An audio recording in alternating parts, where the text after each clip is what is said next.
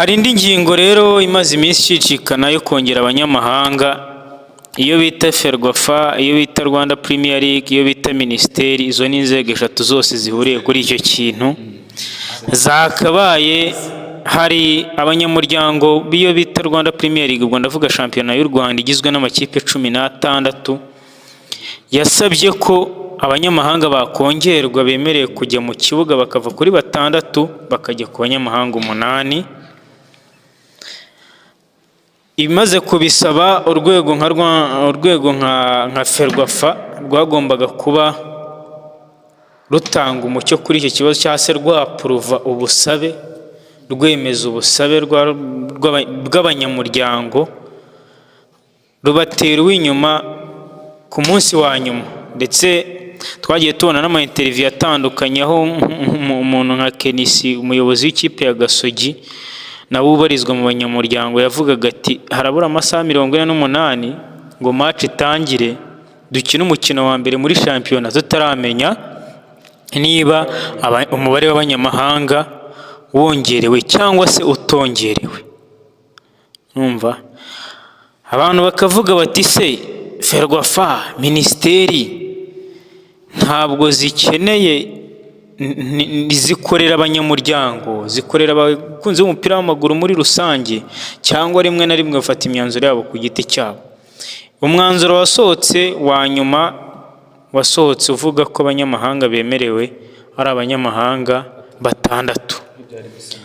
Fred, nk'umuntu ukurikirana umupira w'amaguru, nk'umuntu ukunda siporo, wabyakiriye ute? Ese ni ikihe cyemezo ubona cyari gufatwa, cyari gufasha umupira w'amaguru muri rusange? Ikibazo mbajije kiraremereye byatari, ni ingingo iremereye biteye ubwoba, irimo imitwe iremereye nyine iri guhanganira muri icyo kintu, nk'uko wari ubikomojeho, Ferwafa, Rwanda Premier League Board ndetse na Minisiteri.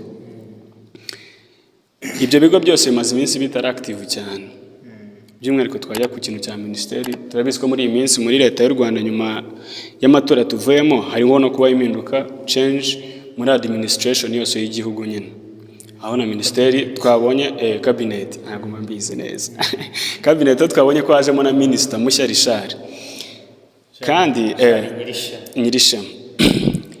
Rero muri ibi bintu impamvu ngewe ikintu cya mbere reka mere kubyo nenga mitenge ku bindi navuga ati hari abo ntarenganya nanone. Icyo nenga ni poor communication muri Ferwafa. Yatweretse Kenisi wari ubigarutse avuga ati yavuganye ikiniga amagambo aremereye, byamubabaje avuga ati ko bari kuduhombya cyane byatari biteye ubwoba. Nani nkomeje kwanuka Kenisi ndi kuvuga ukuntu yavuganye amarangamutima menshi avuga ati se abantu barabizi ko tuba twashoye tuba turi guhomba. Rero Ferwafa nkagaruka nyinenga ikintu cya poor communication, ubona ko hari inzego bagikeneye kubaka bagakaza, baracyari bacya mu mirimo, ariko se twabita bashya cyane man. Ferwafa ntabwo ari bashya cyane.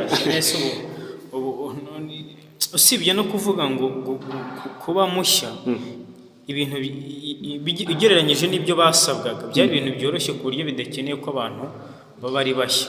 Uwo bita uyu perezida wa Ferwafa Munyentwari Alphonse si mushya. Uwo bita Kamarade si mushya, we yasanze muri football cyangwa muri Ferwafa. Muri Ferwafa uzi ko Munyentwari we yasanze na Kamarade arimo. Eka nari bitura bikomoza byose ibyo ngibyo, ngiye nabanenga ikintu cya miscommunication na poor communication. Noneho sasa ngarukira Ferwafa ni sasa kuri kino kintu kijyanye n'umubare w'abanyamahanga, nkuko nari ntangiye mbikomoza mvuga ati cabinet ya leta y'u Rwanda barimo guhindura amavugurura menshi cyane. Ntago mbizanye wenda mu rugero rushobora guhita rwumvikana vuba, ntago kaminuza runaka cyangwa ikigo runaka mu Rwanda cyakizanira amahame yo kugira ibyo bakora runaka Minisiteri y'Uburezi itabihaye umucyo cyangwa ibirebeho, kuko ni ishinzwe uburezi bw'igihugu cyose. Ntago bazahita bavuga ngo tuzajya twigisha ngo kuva saa 4 kugeza saa 5 z'ijoro ngiki. Minisiteri ubwayo itabihaye umucyo nk'ikintu kireberera uburezi bw'igihugu cyose. Rero nkeka ko na buri decision yose ifatwa muri umupira wo mu Rwanda, Minisiteri ishobora kutaza ngo ivuga ati mu bikore gutya cyangwa mugira uti, ariko niyiregulatinga nyine ikintu cyitwa siporo mu gihugu cyose. At least igomba kubira aho ireberera yanatanga igitekerezo ndetse na buri cyose kigiye gufatwa bakayigisha inama, sibyo? Mu make nta cyemezo cyafatwa muri siporo cy'impinduka minisiteri itabizi cyangwa se nayo nta jambo ibigizeho. Kandi dukurikije ibintu igihe bibereye, ubwo twavuga ko impamvu reka wowe twari tukikuriho, wowe icyo cyemezo wacyakiriye gute? Ese wumva byari kuba byiza cyari icyemezo gitandukanye n'iki cyangwa cyari iki? Abantu bose turabyemeranya. Uhita umereza na ikintu cyaba cyaratumye bidahita bigena ni minisiteri itari ihari. Oya, ntabwo ari icyo ngicyo. Ikindi kintu ariko nyine urumva ko nayo igomba kuba iri aho ireberera nyine, kuko niyo ishinzwe siporo yose muri rusange. Rero kumbaza ngo ese uriya ngo n'umwanzuro mubi cyangwa ari mwiza, naho muri Ferwafa ubwabo barakubwira ati umwanzuro mubi. Nyine barabizi ko bakwiye kongeramo karite. Ariko impamvu minisiteri nanone nyigarukaho ku rwego rw'igihugu ruba rugomba kureberera igikorwa nk'icyo, bro, hariya tuba turi kuvuga abanyamahanga baje mu gihugu guhembwa amafaranga y'abanyagihugu. Iyo bayasohoye habaho, ntabwo nyine ndi umuhanga mu bintu bya economy, ariko ibintu bya inflation iki umubare w'amafaranga y'igihugu asohoka aba menshi kuruta yinjira, sibyo? Pana ngo kuruta yinjira, ariko urumva uba wiyongereye. Simbizi nyine, ntabwo nzi terminology zikoreshwa neza, ariko urumva ko amafaranga asohoka igihugu ahita yiyongera, kuko umubare w'abanyamahanga ushobora guhita wiyongera, ugasanga nta kipe yakoreshaga 3 isiza ni 10 bahembwa hafi 500 za miliyoni, umva bayiyongereye amafaranga azasohoka. Oya, pana financial fair play. Ubwo urumva iyo ni ishi bigomba kureba igihugu nyine, kuko handi bashobora no guhita implementing reka bakavuga ati nimba umunyamahanga bagiye kumwongera duhite dushyiraho umusoro ku bakinnyi b'abanyamahanga. Ariko ibyo ari byo byose ndahita mbigarukaho nyine, nandi kugaruka ku kuntu absence ya minisiporo nayo bigize muri hari kuba ibintu bitarafashwe. Hanyuma tuduhe na Epitase tubwire uko yabyakiriye. Ubwo mwihangane nimba nabitinzeho mu kuntu. Rero kuri kino kintu cy'abanyamahanga ariko icyo dushaka, wowe uri kujya mu bintu byinshi, icyo nshaka ni ibintu bibiri. Icyemezo wacyakiriye neza, wacyakiriye nabi, ese cyari gikwiriye? Utubwire impamvu nk'eshatu ushingiraho. Ikintu kibabaje ni uko n'abagifashe babizi ko kitari gikwiriye. Nyine muri make it's a bad decision, ariko muri circumstances twari turimo, okay, on my side, ariko muri circumstances twari turimo tugerageza kubirebera muri big picture, nta kindi cyari kuba kirenze cyabaye. Nyine ni kuri byari kugenda. Wacyakiriye neza? Uya ni kibi, kuba ari kibi n'ababifashe barabizi ko ari bibi, ariko nyine circumstances twari turimo nyine ni kuri byagombaga kuza, nta kintu twari guhindura. Ariho nge nengera ikintu cya minisitiri cyari gufasha icy'umupira muri rusange. Ikintu cyari gufasha point ebyiri, cyari gufasha icy'umupira muri rusange. Natangiye mbigarukaho, ngaruka ku kintu cyo kuvuga ntanga urugero rw'uburezi. Nta muntu wakirengagiza impact y'abanyamahanga baje kwigisha mu Rwanda, impact byagize ku banyeshuri b'u Rwanda, harimo kumenya izo ndimi neza. Bidakwiye ko abanyarwanda bazitwigishaga neza, kuzana ababizi kuturusha bigira akamaro, bituma natwe turi around aho ngaho, ndetse n'abarimu bari abanyarwanda bajenjekaga basubiye kwityaza, baravuga ati bitari aho ngaho turatakaza akazi. Nyine bizanamo ikintu cya challenge kuri abo bene gihugu bari bahari, bigatuma bazamura urwego. Ikindi football it's all about fun, man, ni umunezero tu. Rero kandi turabizi ko mu bihugu nka biriya biba byarateye imbere bya Nigeria ku kintu cya football, nyine baba bari hejuru, kutuzanira igikinyi gica ku mpande cyihuta kirukanyira mu mirongo cyeremina abakinnyi 3-4, nta munezero urenze uwo nguwo. Niyo spectacle ya football, icyo dukundira za Premier. Chelsea iragenda ikagura hariya, umwisi n'umugenzi uvuga ati bazana impano hano, abaturage bariho umupira.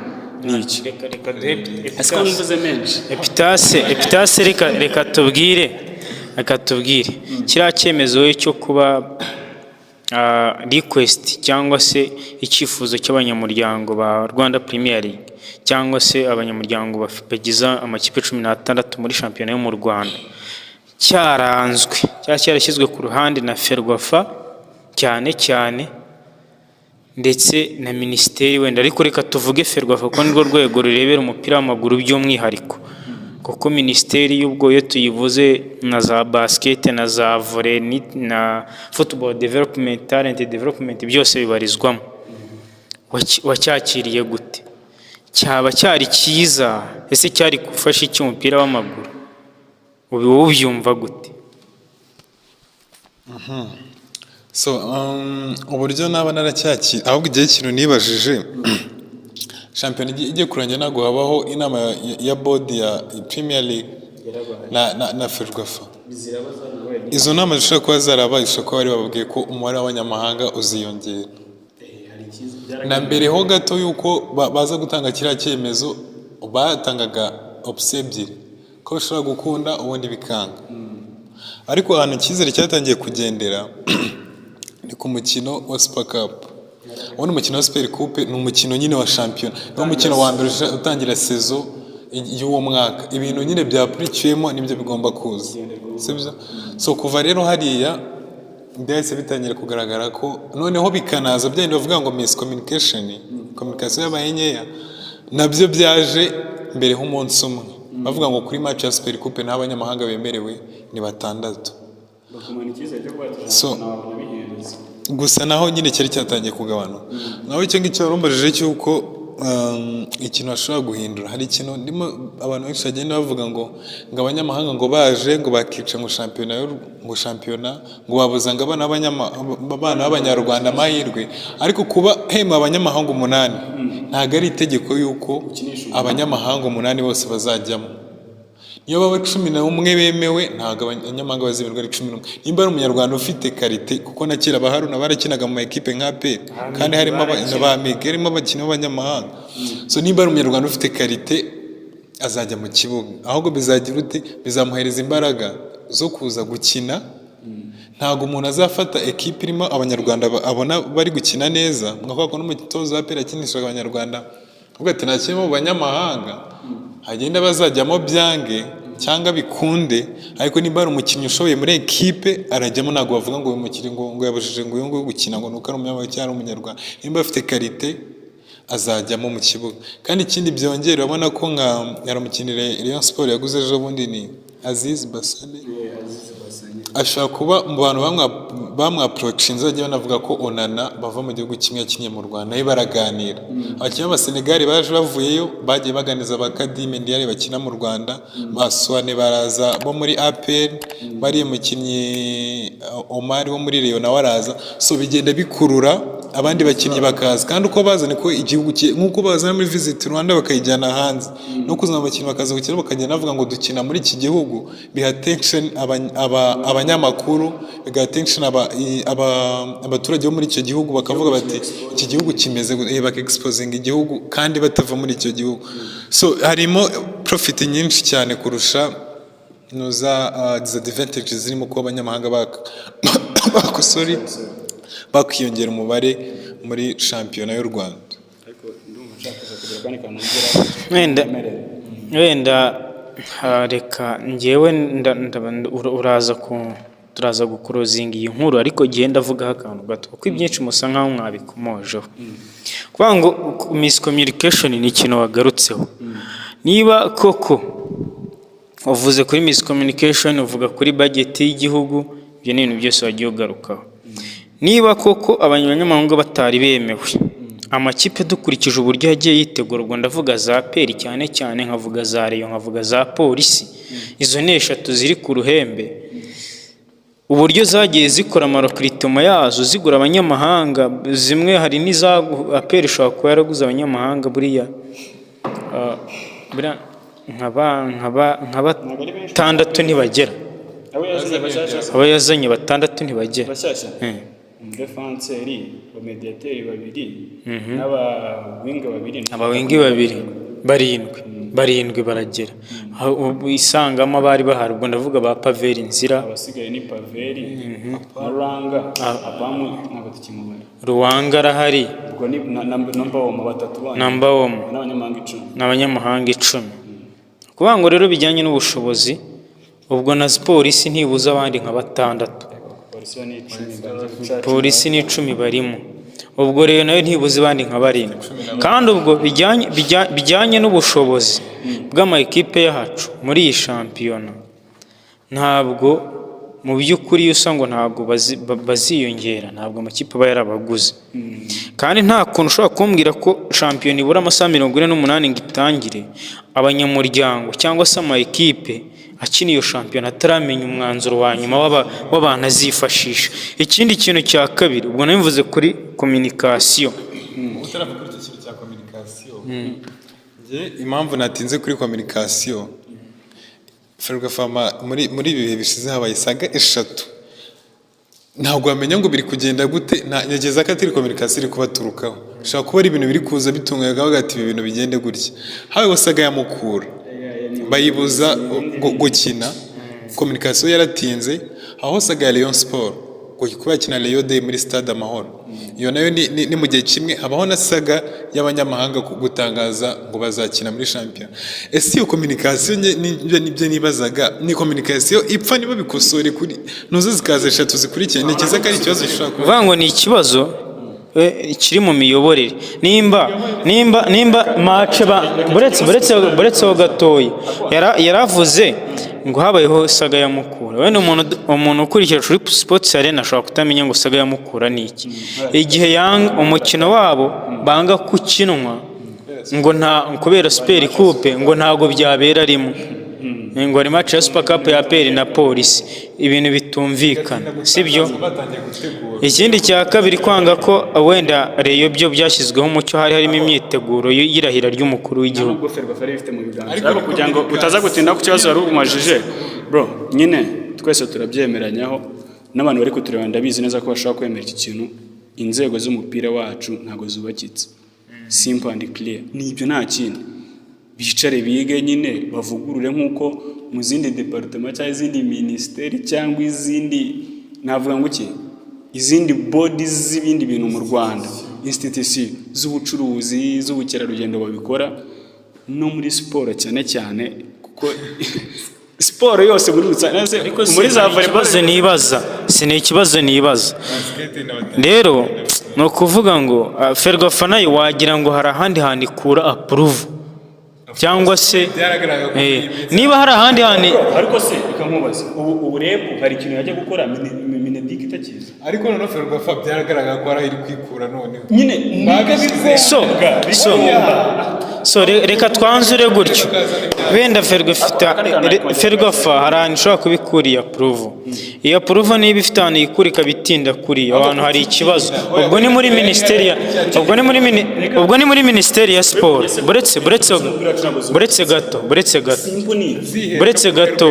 Buretse gato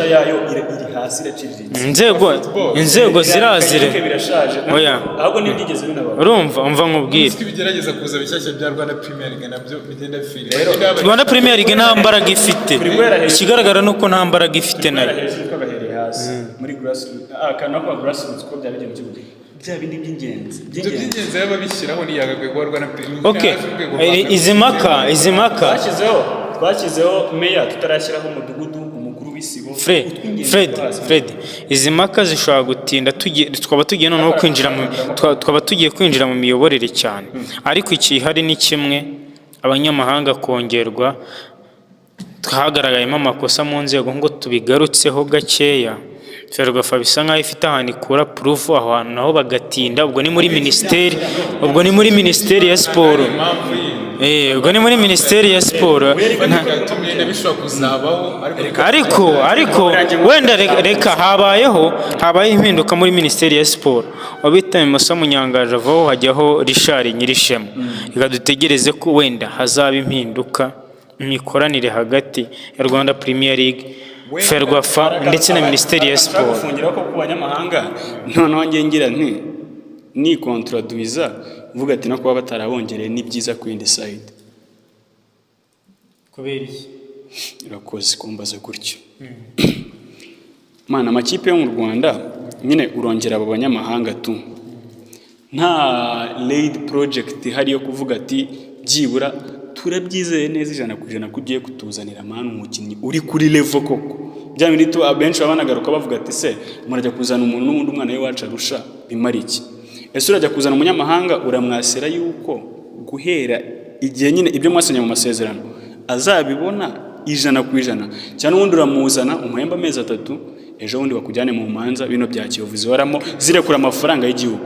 Iyo draft nizari ya Inde Rwanda Premier League hari uburyo bazajya bishyura abakinnyi biri laid out bavuga ati umukinnyi uze nizi criteria zirimo ariko bari rero byibura ko ngako kama icyizere ariko still iyo draft wayihariye reyigira budget se rero bari bayihaye Ferwafa ku buryo batwasira rero niyo mpamvu ndi kuvuga ati ibyo bintu ministeri mane nayo igomba kugira umugisha ibiha bro kurya bavuga ati nimba mugiye kutuzanira abantu dukeneye ko mudasiranse umunyamahanga mu Rwanda ni ikintu kigira ute cyubahwa sibyo bavuga ngo wishyuza amakarita umutoza utavutanze televiziyo yishyura amafaranga ekipe itatanze amafoto ya nyuma y'imyaka ibyo ni ibya Premier League ariko kuri ibyo byose Premier League yari yabikoze yatanze draft ko byatangiye kugira byibura tugenda tubiha gake gake ariko nanone no kuba batabikoze ni byiza nyine tubanze tugira ibyo dushyira ku murongo bro utazazana umwana hari uvuye muri za Benin agenda asubira iwabo ajya gusebya igihugu avuga ngo ariko mu rwego rwo gukora kinyamwuga cya giprofession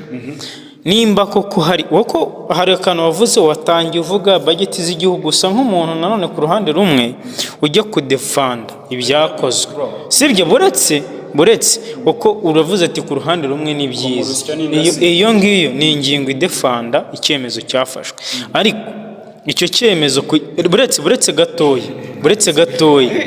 buretse gatoya ni ukuvuga ngo icyo cyemezo sibyo nubwo cyafashwe iba hari impamvu zigaragara zatumaga icyo cyemezo kidafatwa biroroshye cyane ko urwego nka ministeri cyangwa se urwego nka Ferwafa na Rwanda Premier League ntabwo ari ngombwa ngo twebwe badutangariza imyanzuro ariko iyo myanzuro ikaba yemeranyijweho n'inzego zose ntizitane ba mwana kuko Rwanda Premier League niba ariyo yakaba ikorana bya hafi na Ferwafa ariko n'abanyamuryango ubwabo bakaba batazi ikijya mbere bivuze ngo hari ikintu gipfuye hagati aho kuko iyi sanje nkakubwira nti iki kugi cyabaye gutya iyo umpaye impamvu zigaragara nshobora kuza ntabyumvaga ariko nkaza gusanga kuko ibyo bintu byari bifite ishingiro bashobora kwicara ku meza bati kubera impamvu ABCD ntabwo ibintu byagenda gutya kubera impamvu izi n'izi hanyuma amakipe akabibona ariko nanone nk'urwego rureberera umupira cyangwa se nk'urwego ruhagarariye umupira ni nk'umubyeyi w'umwana bati umuti uzabuyu igihe iki n'iki bitewe n'impamvu izi n'izi turimo kubishakira inzira gutya na gutya kuko igihe ari cyo abatanze icyo cyifuzo nk'abanyamuryango w'umupira nibo ba nyir'amakipe bazi ubuzima babamo bwa buri munsi kandi natwe nk'abakunzi b'umupira w'amaguru turavuga dukeneye karite mu mupira wo mu Rwanda sibyo ugire visibility niko abo ba sponsors bashobora kwinjira sibyo niko nka televiziyo mpuzamahanga ishobora kuza ikagura iyo shampiyona kuyerekana ayo ni amafaranga